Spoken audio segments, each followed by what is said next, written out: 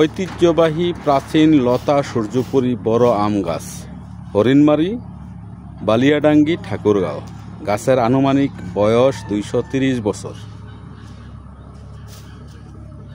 230 বছর পুরনো একটি গাছ, একটা আম গাছ।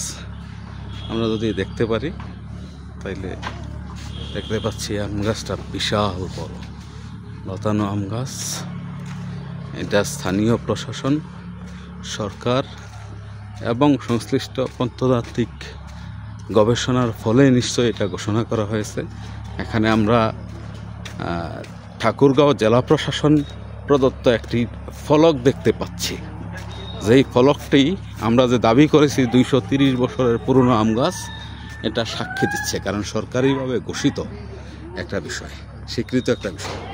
এখানে বাংলা এবং ইংরেজিতে এই গাছের ইতিহাস বর্ণনা করা আছে। গাছটা মূলত এখান থেকে যদি আমরা দেখা শুরু করি, এখান থেকে শুরু হয়ে আমরা আস্তে আস্তে গাছের ভিতরের দিকে ঢুকতেছি।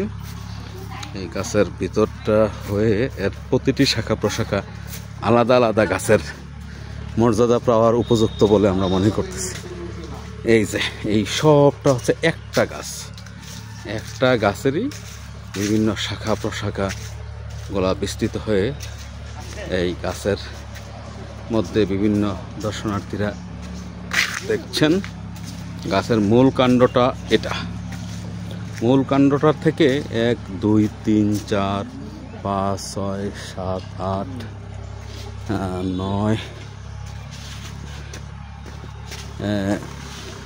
10 11টা ভিন্ন ভিন্ন শাখা বেরিয়েছে। প্রতিটি শাখাই এক একটা মোটা গাছের মতো দেখতে, এবং এই প্রত্যেকটা শাখা যথেষ্ট বড়। গাছটা খুব উঁচু না হলেও ছড়ানো, চতুর্দিকে ছড়ানো। আমার সবচাইতে বেশি ভালো লাগছে যে 230 বছরের ইতিহাসের সাক্ষী হতে পারে। 230 বছর আগে, মানে 1800 শতকে, এখন 2025 সাল। আমরা যদি গাছের বয়স 230 না ধরে 225ও বলি, তাহলে এটা 1800 শতকের শুরুর দিকে কোনো এক সময় রোপিত একটি গাছ অথবা প্রাকৃতিকভাবে জন্ম নেওয়া একটা গাছ।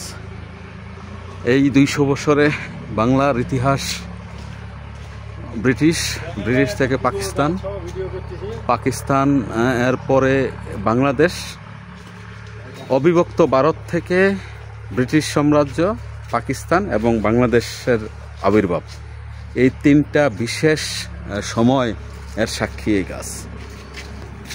যে গাছটি 225 বছরও যদি ধরি আমরা, 230 বছর বা 225 বছর, তাহলে আমরা বলতে পারি আনুমানিক 4 থেকে 5টা প্রজন্মের সাক্ষী এই গাছ। আমি আজকে আপনাদের সাথে এই গাছটি শেয়ার করতে পেরে সত্যিই আনন্দিত এবং গর্বিত বোধ করছি।